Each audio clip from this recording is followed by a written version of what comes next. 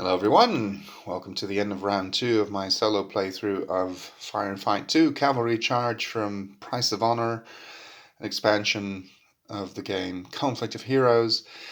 As you can see, the Poles are still ahead by 1 victory point. These are German reinforcements that are coming on in turn 4.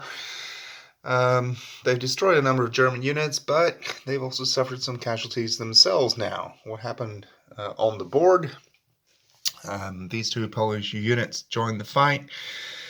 The HMG didn't actually start loaded onto the wagons, but they both group moved onto the board, and then later the HMG moved into the cover of the light woods, and it fired at the German light machine gun, and it fired back. It was actually the last German unit to be activated when this one wanted to outflank it, but it got spent once it moved into the wooden building there.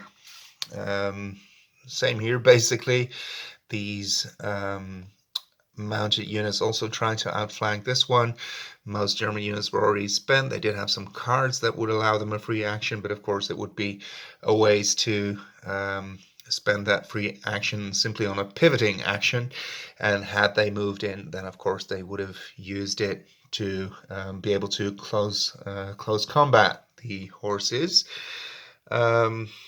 This horse unit is trying to outflank the Germans by trying to get to the, I think this is a marsh hex. It's a bit difficult to tell, but I think it's a marsh hex, and it's a +2, I believe, to enter, so it could actually do that, and then it could try to get to the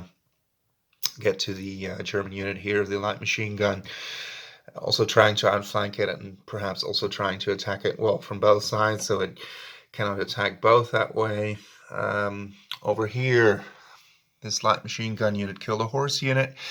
I wanted to attack it with, well, I believe it was this unit at first, but it turns out there's only an anti-tank rifle there, and since that one gets a -2 in close assault rather than a +3, and then it would get a +2 for the horses, but it's still only a 1, so that would require a very good die roll, so because it's got a flank defense of 10 plus the stone building is 13, so you would actually have to roll a 12, so that's basically undoable. So they gave up. Actually, it's much better to, it does make sense to have a anti-tank rifle as a support unit. Mind you, the Poles can the horses can carry 1 Ulan's unit, so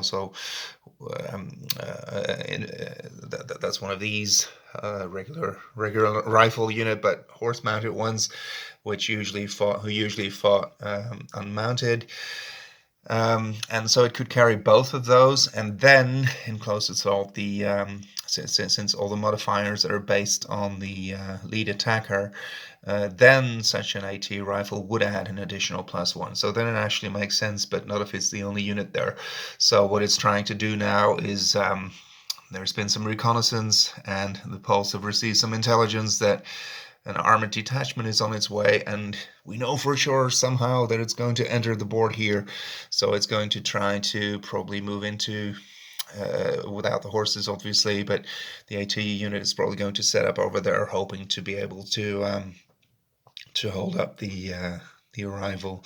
Well, not so much the arrival, but to potentially stand a chance against the armored car. Maybe it's going to try to move in there, who knows. But yeah, again, eventful turn. Fun scenario, just one board. It does feel balanced. It does feel that there are several options for both sides, and yeah, sometimes the Poles got a bit lucky. That is, the Germans got pretty unlucky during the very first turn, but it kind of evens out over the rounds. So enjoyable scenario, and let's see what round 3 is going to bring. Thank you for watching.